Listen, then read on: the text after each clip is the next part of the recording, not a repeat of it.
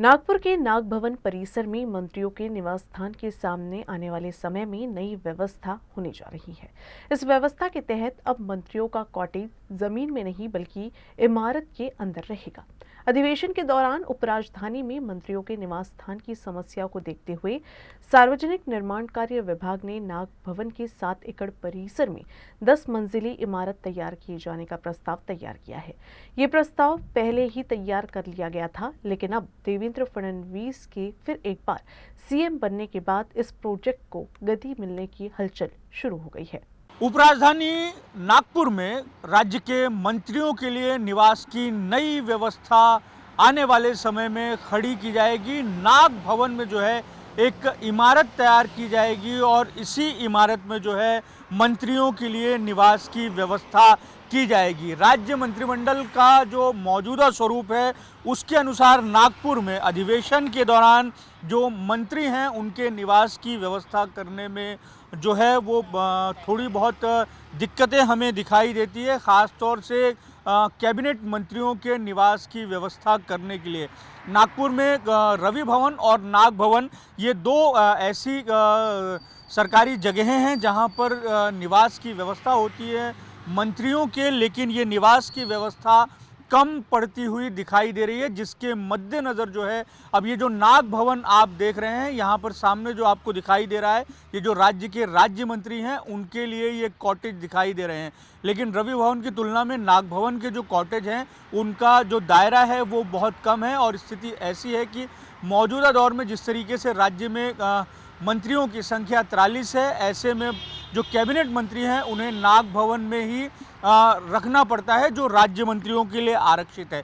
2010 में एक प्रस्ताव जो है इस स्थिति को देखकर बनाया गया था, जिसमें ये कहा गया था कि ये जो नाग भवन की 7 एकड़ की जगह है इस पर जो है एक भव्य इमारत जो है वो बनाई जाएगी और उसमें जो है मंत्रियों के निवास के लिए जो है वो व्यवस्था की जाएगी। तो तकरीबन 235 करोड़ रुपए का ये प्रोजेक्ट है और 2010 में ही इस प्रोजेक्ट का जो स्वरूप है वो तैयार कर लिया गया था, लेकिन इसके बाद में इसमें जो है ये थोड़ा सा मसला जो है वो ठंडे बस्ते में चला गया था। लेकिन एक बार फिर से चंद्रशेखर बावनकुले के पालक मंत्री बनने और देवेंद्र फडणवीस के मुख्यमंत्री बनने के बाद में अब ये जो प्रोजेक्ट है पीडब्ल्यूडी का, इसको फिर एक बार गति मिलती हुई हमें दिखाई दे रही है। इस जगह पर जो इमारत तैयार होगी वो 10 मंजिला इमारत होगी और उसमें एक फ्लोर में जो है वो 4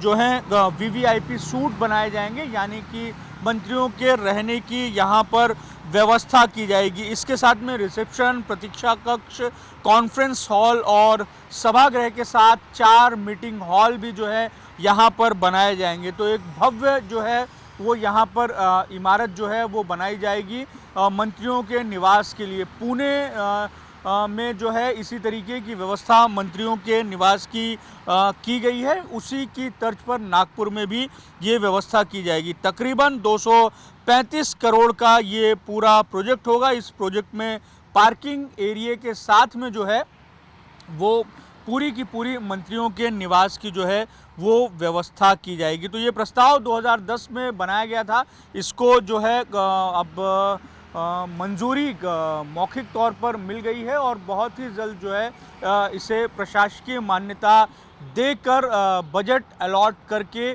टेंडर निकाले जाने की जो है वो प्रक्रिया की जाएगी। तो इस तरीके से आने वाले समय में रवि भवन से सटा हुआ ये जो नाग भवन का परिसर है, जहां पर अधिकारियों के भी रहने की व्यवस्था होती है, उसके साथ में मंत्रियों के भी रहने की व्यवस्था होती है, वहां पर जो है वो इमारत एक भव्य इमारत बनाई जाएगी और उसमें मंत्रियों के निवास की व्यवस्था की गई है। जो इमारत खड़ी होगी वहां पर हमें मंत्री रुकते हुए दिखाई देंगे। मंत्री हालांकि अब भी रुकते हैं, लेकिन जो उनके निवास का जो एरिया है, जो उनका जहां पर वो रहते हैं उसका एरिया बहुत कम है। जो नई इमारत बनेगी उसमें जो है वो एरिया जो है वो बढ़ जाएगा और मंत्रियों को जो जिस तरीके से सुविधा की आवश्यकता होती है उसके अनुकूल इस भव्य इमारत को नाग भवन परिसर में तैयार किया जाएगा। वीडियो जर्नलिस्ट लोकेश मोहिते के साथ दिव्येश द्विवेदी, यूसीएन न्यूज़, नागपुर।